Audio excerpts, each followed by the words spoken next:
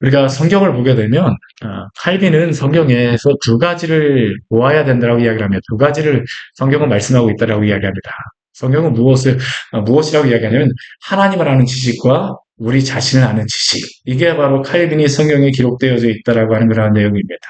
하나님이 어떠한 분인가를 우리는 성경을 통해서 알아야 되고요.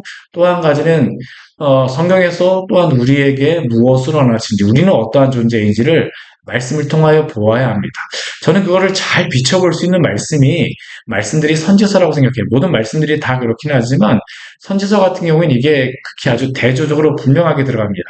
특히 우리가 보고 있는 지금 이 이사야 말씀 같은 경우에는 하나님이 어떠한 분이시고 또한 이스라엘 백성들이 어떠한 모습인가라는 것을 보여주세요. 근데 오늘 우리가 보고 있는 이 이사야서 8장 말씀을 보게 되지만 이게 2700년 전에 기록되어졌던 그런 말씀입니다. 이사야 선지자가 예수님 오시기 한 700년 전경에 있었던 그런 선지자인데, 그런데 그 즈음에 선지자에게 주셨던 그 말씀이 오늘 우리에게도 굉장히 저는 적실하다고 생각합니다. 오늘 우리에게 주시는 말씀입니다.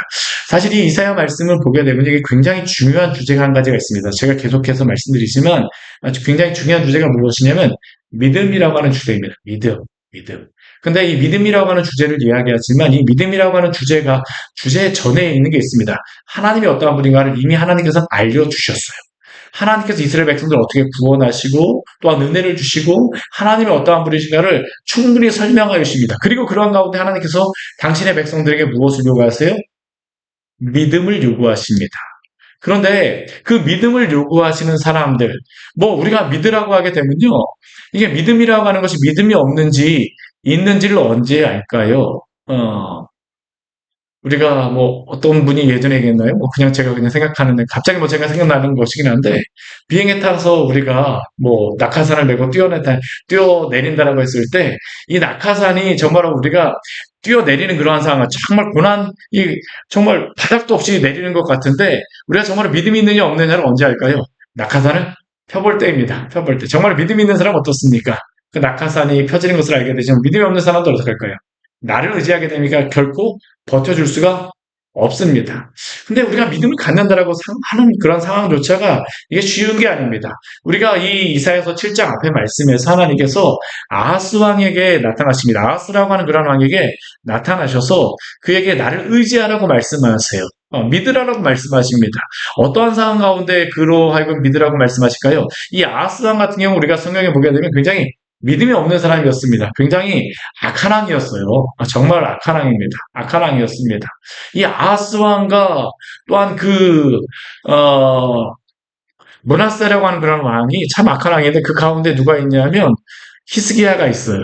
히스기야 같은 경우는 믿음의 왕이 있어요. 근데 이 아하스왕도 그렇고 므낫세도 그렇고 아하스도 그렇고 므낫세도 그렇고 이들이 하나님 믿지 않는 그러한 이유가 있습니다. 그냥 아무 이유 없이 믿지 않는 건 아니에요. 다 이유는 있습니다. 이 아하스라고 하는 왕은 왜 하나님을 믿지 않을까요? 그가 정말로 어려운 상황이 있었거든요. 어떤 상황이었었냐면 북이스라엘과 남유다가 지금 북이스라엘과 아람이 지금 남유다를 위협하는 상황입니다. 왜 위협하냐면 이 북이스라엘과 아람이 위에 있는 아수르라고 하는 아시리아, 오늘날 아시리아라고 역사상의 아시리아라고 부르는 우리 역사책에 기록된 아시리아라고 하는 나라가 쳐들어오려고 하거든요. 근데 이 아시리아를 막기 위해서는 어떻게 막아야 되냐면 아람, 북이스라엘, 남유다가 함께 힘을 합쳐야지만 겨우 막을까 말까 한 그러한 나라입니다. 근데 문제는 뭐냐면 이 남유다의 아하스가 이 두 아람과 북이스라엘과 함께 하기를 원하지 않아요. 왜 함께 하기를 원하지 않냐면 남유다가 그때 가장 약한 나라였습니다. 가장 약한 나라였어요. 근데 이 남유다가 가장 약하다 보니까 평소에 아수르의 그 위협이 없을 때에는 아람이 와서 남유다를 위협해가고 한번 이렇게 전쟁해가고 한번 쓸어가고요. 이미 전쟁을 했었습니다. 북이스라엘도 한번 그 이후에 와갖고 남유다를 싹 쓸어가 버립니다. 아하스가 이 두 나라와 함께하고 싶을까요? 함께하고 싶지 않습니다. 아수르가 내려오게 되면 남유다도 위험해질 거라는 걸 압니다. 그럼에도 불구하고 남유다의 아하스 왕은 그 머릿속으로 뭘 생각하냐면 이들한테 어차피 같이 연합해봤자 전쟁이 끝나서 이긴다 할지라도 어떻게 됩니까? 아람하고 북이스라엘이 남유다에게 호의적이지 않아요. 또다시 괴롭힐 것이 뻔합니다. 근데 그렇게 그런 상황 가운데서 북이스라엘과 아람이 남유다에게 위협을 해서 한번 그 전쟁하고 나서 뭐라고 위협했었냐면 아수르가 쳐들어오려고 하니까 너 와갖고 군대 보내갖고 우리랑 같이 전쟁해. 여러분들 하시겠습니까? 마시겠습니까? 이게 지금 아하스가 처해 있는 그러한 상황입니다. 만약 함께하지 않는다고 하게 되면 다불이의 아들이라고 하는 사람을 너 대신 왕으로 삼겠다라고 위협까지 하였습니다. 그러다 보니까 이런 이야기를 듣다 보니까 이 아하스 왕의 마음이 이리저리 막 흔들리는 겁니다. 그때 누구를 보내셨냐면 하나님께서 이사야 선지자를 보내셨어요. 그래서 뭐라고 말씀하시냐면 그 사람들을 두려워하지 말라고 말씀하십니다. 너가 그 사람들을 두려워하지, 그들은 그 움직이는 그 불타는 부치깽이와 같으니까 그들을 두려워할 필요가 없어. 근데 그때 아하스 왕이 이 이사야 선지자에게 뭐라고 이야기하냐면요. 우리 7절 말씀에 오게 되면 이렇게 말합니다.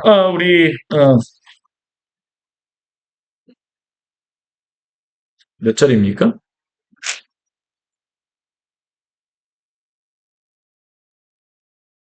낙심하지 말라라고 하시고, 어,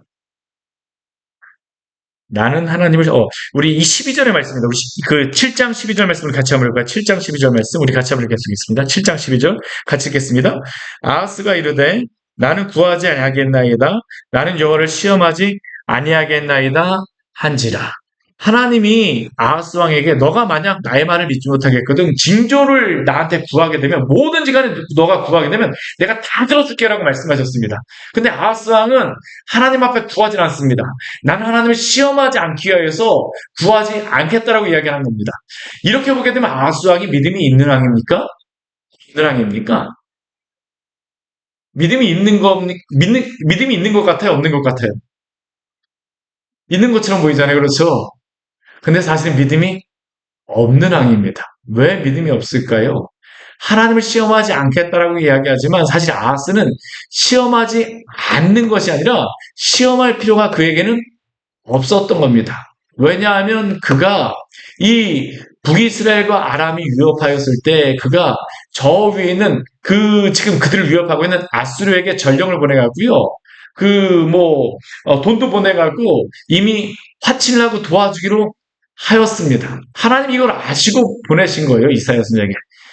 아수르도 의지하지 말고 북이스라엘도 의지하지 말고 아람도 두려워하지 말라라고 하나님이 이사야를 보내신 건데 아하스의 마음 어떻습니까? 보이지 않는 하나님을 의지하기보다는 나는 누구를 의지하겠다는 겁니까?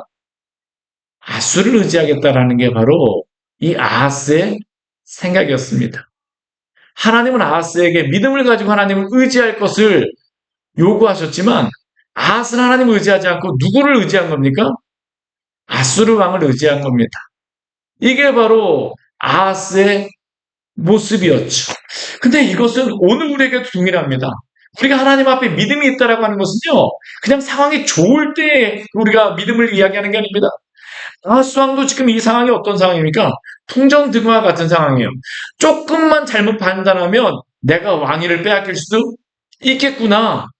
그러한 상황에서 하나님께서는 이사야 선지자를 그에게 보내셔서 믿음으로 하나님을 바라보고 붙잡고 의지하기를 요구하신 것입니다. 사랑하는 여러분 이러한 가운데에 하나님을 의지하시겠습니까? 하나님만 바라보시겠습니까? 근데 아하스는 하나님을 의지하지 않았어요. 그러자 하나님이 이 징조를 요구하신 아하스에게 징조를 주십니다. 어떤 징조를 주시냐면 처녀가 잉태하여 아들을 낳으리니 그 이름을 임마누엘이라 하리라 라는 그런 말씀을 그 징조도 구하지 않는 아하스에게 주세요. 이 임마누엘이라고 하는 의미가 무엇입니까? 하나님이 함께 하시다는 의미입니다. 하나님이 함께 하시는 것이 바로 구원이라는 것을 아하스에게 말씀하시죠. 이 징조를 이름으로 알려주신 것입니다. 그리고 나서 오늘 말씀에도 보게 되면요. 또 다른 이름을 가지고 이 아하스와 이 남유다 백성들에게 징조를 하나 주십니다. 어떤 이름입니까? 오늘 1절 말씀, 우리 같이 8장 1절 말씀 같이 한번 읽어보도록 하겠습니다. 여호와께서 내게 이르시되 너는 큰 서판을 가지고 그 위에 통용 문자로 마엘살랑 하스바스라 쓰라. 이게 발음하기도 참 힘듭니다. 마엘살랑 하스바스라 쓰라. 근데 이걸 그냥 쓰라고 한 게 아니고요. 큰 서판을 가지고 거기에 쓰라는 겁니다. 오늘날로 다 하게 되면 무엇과 비슷하냐면 현수막 있잖아요. 현수막에다가 마헬살랄 하스바스라고 크게 써갖고 모든 예루살렘의 백성들이 다 보게 쓰라는 겁니다. 이 마헬살랄 하스바스라고 하는, 그런데 그것을 쓰라고 하신 다음에도요, 하나님이 또 무엇을 그에게 요구하시냐면 증인을 2명을 세우라고 이야기하십니다. 누구입니까? 2절 말씀을 보게 되면 우리아라고 하는 그러한 제사장과 스가랴라고 하는 그러한 사람입니다. 둘 다 아마 제사장인 것 같습니다. 우리아는 대제사장입니다. 이 마헬살랄 하스바스라고 하는 그러한 의미는 무엇이기에, 그리고 또 이 두 사람을 증인으로 세워서 하나님이 이것을 이 모든 백성에게 보라고 하실까요? 이 마헬이라고 하는 의미는 어떤 의미냐면 빠르다라는 의미입니다. 살랄이라고 하는 의미는 약탈물이라고 하는 의미입니다. 그리고 하스라고 하는 의미는 신속하다는 의미고, 바스라고 하는 의미는 노획물이라는 의미입니다. 이렇게 보게 되면요, 마헬살랄이라고 하는 게 이게 한 문장을 만들어요. 어떤 의미냐면 노량물을 약탈물을 빠르게. 하스바스도 또 한 의미를 만드는 문장입니다. 어떤 의미입니까? 노량물을 신속하게. 사실 이게 같은 의미의 그 문장을 붙여놓은 겁니다. 약탈물을 빨리, 노획물을 신속하게. 이게 어떤 의미일까요? 그 뒤에 보게 되면 나오는데, 우리 4절 말씀을 보게 되면 이렇게 말씀합니다. 우리 4절 말씀 같이 한번 읽어볼까요? 이는 이 아이가 내 아빠, 내 엄마라 부를 줄 알기 전에 다메섹의 재물과 사마리아의 노량물이 아수르 왕 앞에서 옮겨질 것임이라 하시니라. 제가 아까 설교 앞에서 제가 이것을 설명드린 이유, 북이스라엘과 아람이 쳐들어온다는 걸 말씀드린 이유가 바로 이것 때문입니다. 이걸 알아야지만 오늘 설교가 이해가 되거든요. 아까 다메섹은 어디의 수도냐면요, 아람의 수도였습니다. 사마리아는 어디의 수도일까요? 북이스라엘의 수도입니다. 아람과 북이스라엘이 지금 남유다를 그들이 침략하겠다라고 위협하지만, 하나님이 지켜주시는 남유다는 하나님이 어떻게 지켰다는 겁니까? 오히려 그들이 침략하고자 하는 그들이 약탈물을 아수르에게 빼앗기는 상태로 만들겠다라고 하는 게 바로 하나님이 이들에게 주시는 약속입니다. 세상에 그러한 아람이라고 하는 큰 나라와 북이스라엘이라고 하는 큰 나라가 남유다를 공격하지만 누가 지켜주신 것입니까? 하나님이 지켜주세요. 어떤 하나님이십니까? 임마누엘이라 불리시는 하나님. 너희와 임마누엘이라는 의미가 무엇이에요? 하나님이 너희와 함께 계시다. 함께 계신 하나님께서 그들을 지켜주겠다는 겁니다. 그리고 그 증거로서 주시는 게 무엇이에요? 마엘살라 하스바스. 그리고 그것의 증인이 누구입니까? 우리아와 스가랴입니다. 근데 이 증인도 이게 참 의미가 있는 게 뭐냐면요, 이 증인이 우리 2절 말씀 보게 되면 진실한 증인이라고 하지만, 솔직히 이 사람들은 진실한 증인이 될 수 있는 사람들이 아닙니다. 왜 이 사람들은 진실한 증인이 될 수 없냐면요, 열왕기하 16장 10절 이후의 말씀을 보게 되면 어떠한 사건이 있냐면, 지금 이 전쟁에 지금 이렇게 돼갖고 하나님이 북이스라엘과 아람을 치겠다라고 하셨잖아요. 그렇죠? 근데 이렇게 아수르 가서 칩니다. 그래서 이 나라들이 정말 아람이 무너지게 되어져요. 그래서 그 이후에 어떤 일이 벌어지냐면, 이 남유다의 아하스 왕이 다메섹에 가서 이 디글랏 빌레셀이라고 하는 그런 왕을 만나게 되어집니다. 근데 그때 다메섹이 아람의 수도예요. 이 디글랏 빌레셀 아수르의 왕을 이곳에서 만날 때에 그가 무엇을 보게 되냐면요, 망한 다메섹, 아람의 그 수도였던 다메섹에 있던 제단을 보게 됩니다. 그 제단을 보고 아하스가 무엇을 하냐면요, 제단에 그림을 그리게 한 다음에 이 우리아라고 하는 제사장에게 이 우상 숭배의 그러한 제단을 동일하게 예루살렘에다가 만들라라고 명령을 합니다. 이게 도대체 무슨 일입니까? 이게 열왕기하 말씀에 보면 이게 나와 있거든요. 그러면 이 아하스 왕 같은 경우는요, 왜 그것을 만들었을까요? 아람이 예전에 남유다보다 더 강력했거든요. 그러다 보니까 다메섹의 신의 그러한 제단을 만들라라고 우리에게 명령했습니다. 근데 이게 참 이상한 거예요. 아무리 다메섹이 아람이 이전에 강력했다 할지라도 지금 어떻게 됐습니까? 망했습니다. 근데 망한 신의 제단을 왜 예루살렘 성전에 만듭니까? 그럼 그것을 멈춰야 될 사람이 누구입니까? 대제사장 우리아입니다. 하지 말아야 돼요. 근데 우리아는 어떻게 했을까요? 잘 만들어 놨습니다. 사실 이 사람은 하나님 앞에 참된 증인이 될 수 있는 자격이 없는 사람이죠. 그런데 왜 하나님께서는 마헬살랄 하스바스 아람과 북이스라엘을 신속하게 치시고 점령하겠다라고 하는 것을 왜 이 사람들에게 이것을 증인으로 삼으라고 말씀하십니까?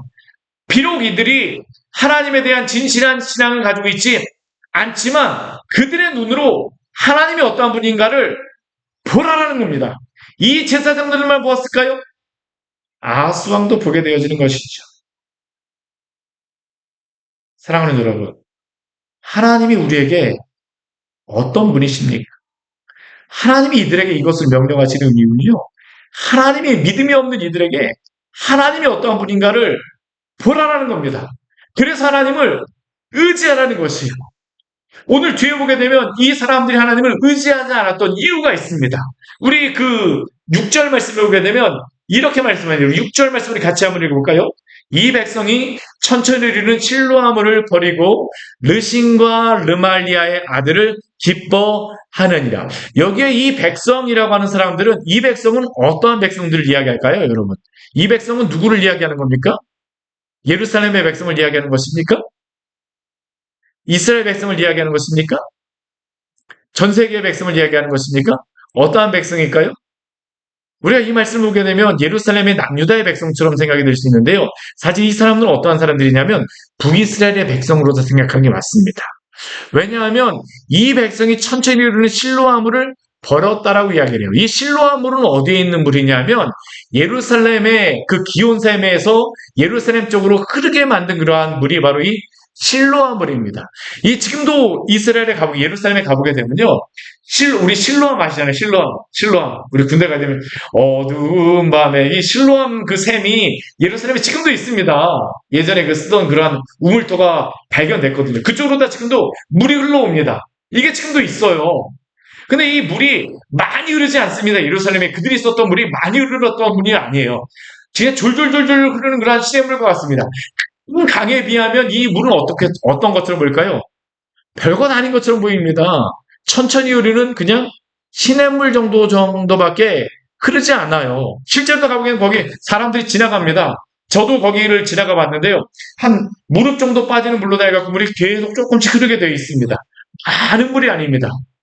그 예루살렘 성 안에 있는 사람들이 겨우 먹을 수 있을 정도의 물입니다. 근데 이게 무엇을 의미하냐면 이 백성이라고 하는 것은 북이스라엘 백성들입니다. 이 북이스라엘은 어떤 사람들입니까?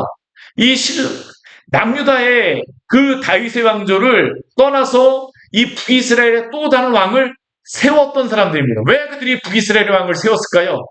자신들에게는 더 힘센 왕이 필요하다는 것이었죠. 솔로몬 이후에 그들이 또 다른 왕을 세웠습니다. 그들은 이 실로와의 물, 하나님이 세우신 다윗의 왕조에 만족하지 못하고 그들은 자신들의 왕을 세웠던 것입니다. 그리고 그들은 또 무엇을 했었냐면요.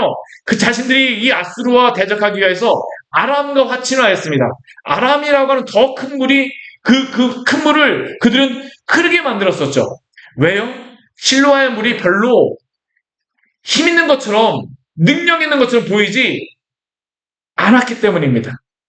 근데 결국 이것은 다윗 왕조를 이야기하는 게 아닙니다. 그들이 버린 것은 다윗 왕조를 버린 것이 아니에요. 누구를 버린 것일까요? 하나님을 버린 것입니다. 하나님을 의지하지 않은 것이.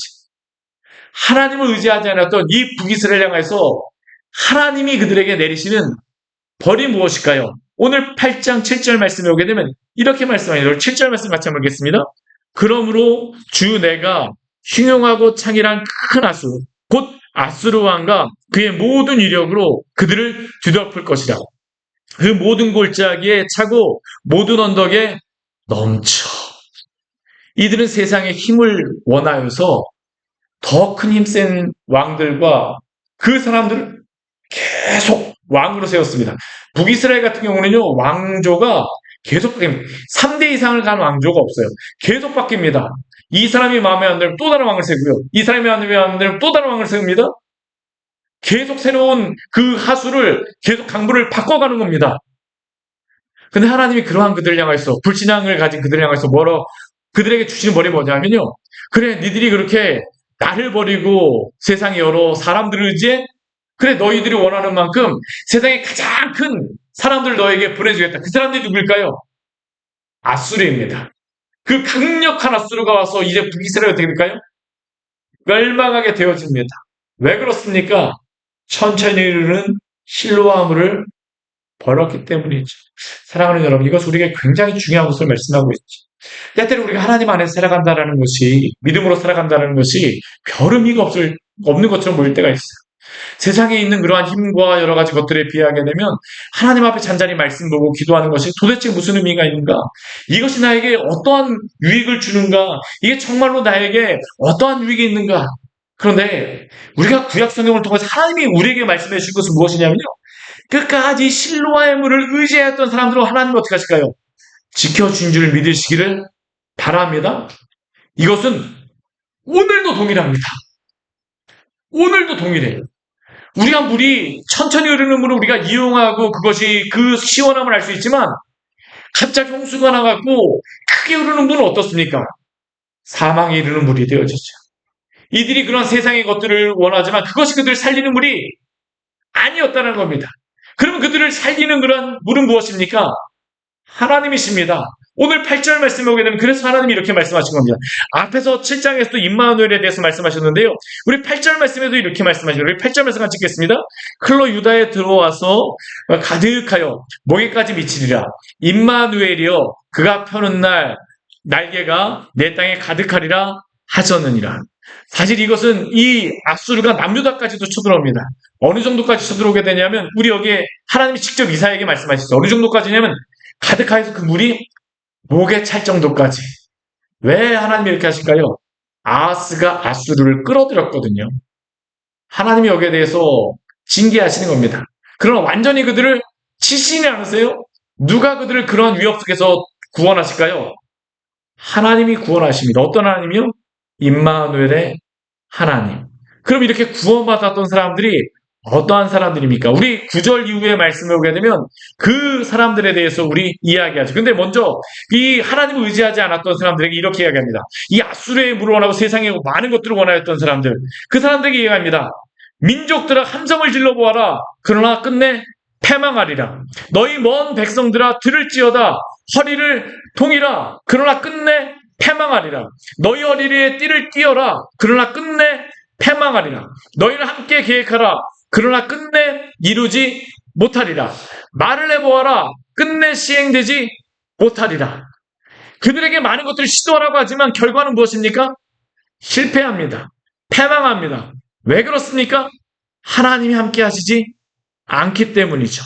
누가 구원을 받습니까? 우리 10절 우리 가장 뒤에 보게 되면 이렇게 말씀하시죠. 이는 하나님이 우리와 함께 계심이니라. 천천히 흐르는 실로와의 물 함께 하시는 하나님께서 오늘도 당신의 백성을 지키심을 믿으십시오. 하나님이 이것을 아하스 왕과 그 시대의 남유다 백성에게 계속 말씀하시는 겁니다. 이 이사야 뒤에 말씀을 보잖아요. 그럼 계속 그들은 무엇을 하냐면 우리가 이렇게 해야지 구원을 받는다라고 애굽한테 줄을 대고 아수르한테 줄을 대고 이리저리 주변으로 다 줄을 다 댑니다. 근데 그들이 와서 도와줄까요? 도와주지 못합니다. 누가 도와주실까요? 누가 그들을 구원하실까요? 하나님만이 구원하여 주십니다. 여호와는 어떠한 분이십니까? 우리 11절 말씀을 보게 되면 여호와께서 강한 손으로 내게 알려주시며 이 백성의 길로 가지 말 것을 내게 깨우쳐 이르시되. 우리 뒤에 우리 12절 말씀을 보게 되면 이 이스라엘 백성, 이 남유다의 백성들의 그 가운데서 있는 소리가 있습니다. 우리 12절 말씀을 같이 한번 읽어보겠습니다. 이 백성이 반역자가 있다 말하여도 너희는 그 모든 말을 따라 반역자가 있다고 하지 말며 그들이 두려워하는 것을 너희는 두려워하지 말며 놀라지 말고. 우리 13절도 읽겠습니다. 만군의 여호와 그를 너희가 거룩하다 하고 그를 너희가 두려워하며 무서워할 자로 삼으라. 그들은 세상의 여러 가지 것들을 두려워하고 세상의 것들을 원했었는데요. 막상 위협이 닥치니까 어떻습니까? 세상이 두려워지는 겁니다. 근데 그들이 정말로 두려워하고 경외해야 될 분은 누구십니까? 하나님이십니다. 근데 이러한 일이 있을 때에 이 남은 자들에게 이것을 말씀하시는 거예요. 그루터기와 같은 사람들에게 말씀하십니다.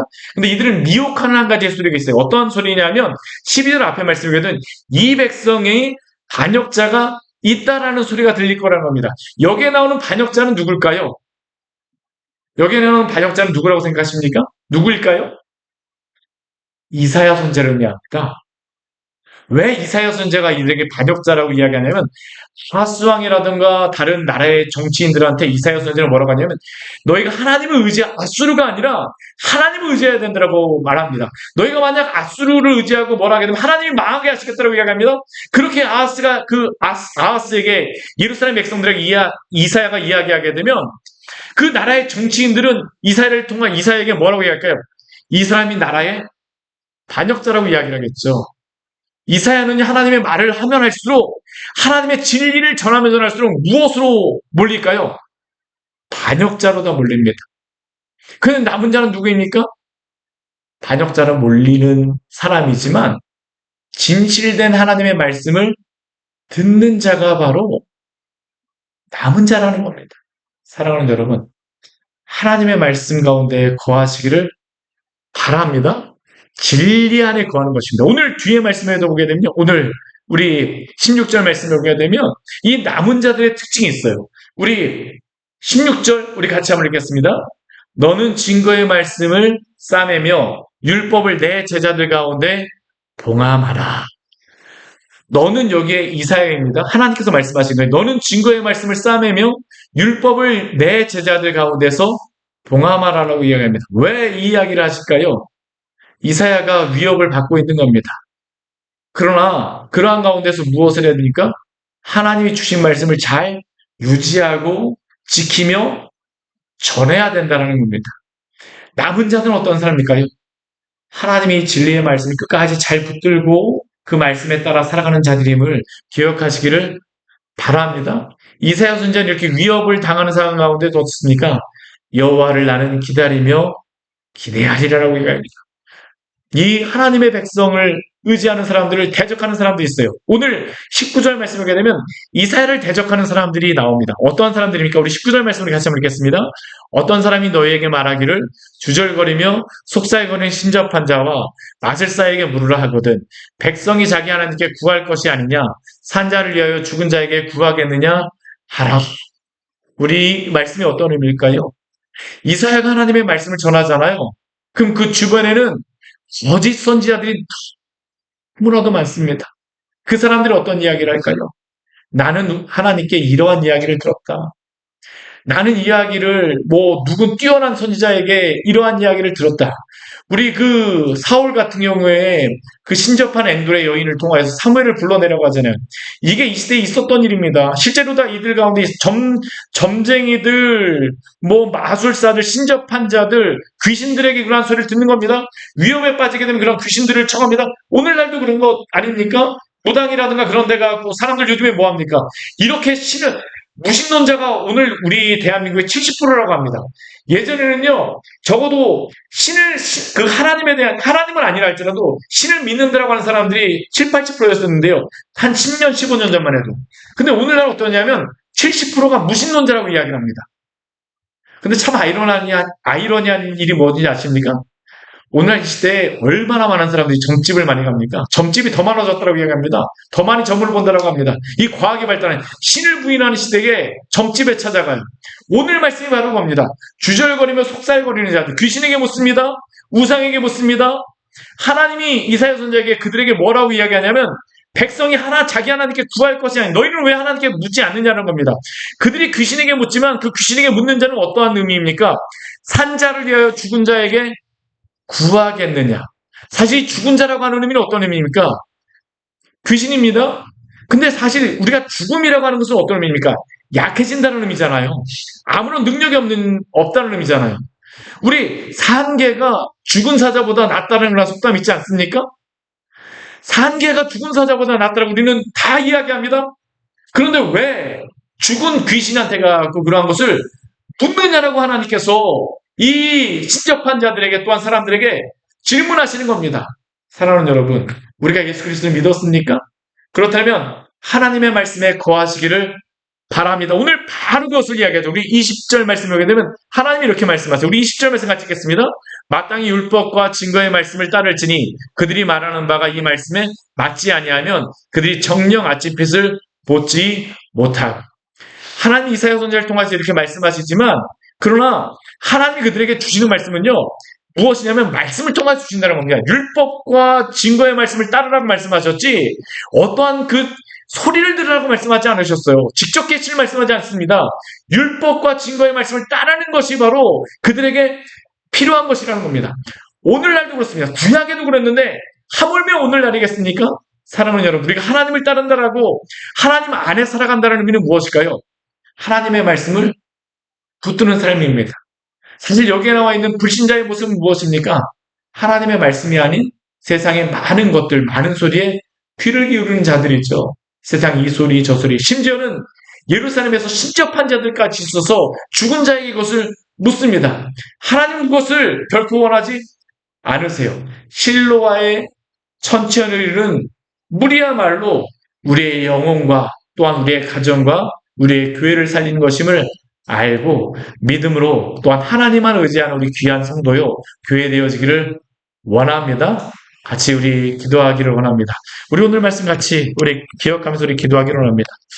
하나님이 참 오늘 이 말씀을요 제가 하나하나 설명드리지만 이 말씀의 본래적인 의미를 우리가 천천히 한번 묵상해서 가다 보면요 하나님이 얼마나 답답하실까라는 그러한 것을 생각해 보게 됩니다. 이스라엘 백성인데 하나님을 의지하지 않습니다. 하나님께 묻지 않습니다. 신접한 여인한테 갑니다. 하나님이 그들에게 말씀하신 거예요. 아니 살아있는 내가 있는데 왜 죽은 자에게 가서 그것을 묻느냐라고 하나님이 질문하십니다. 죽은 자는 죽은 자입니다. 근데 예루살렘에서 이러한 일이 있었습니다. 오늘날도 별반 다르지 않죠. 우리 하나님을 의지합니까? 하나님의 말씀에 따라 살아갑니까? 천천히 흐르는 실로와 물을 버리고 우리는 세상에 다른 것들을 우리는 찾고 있고 의지하지 않습니까? 하나님 구하지 않으심을 또 우리 말씀을 통해서 우리가 깨닫지 않습니까? 주님, 우리가 세상에 사는 것이 아니라 하나님의 말씀 붙들고 하나님의 믿음 안에 서는 자들 되게 하여 주시옵소서. 이 시간 주님 앞에 잠시 같이 기도하도록 하겠습니다. 같이 기도하시겠습니다.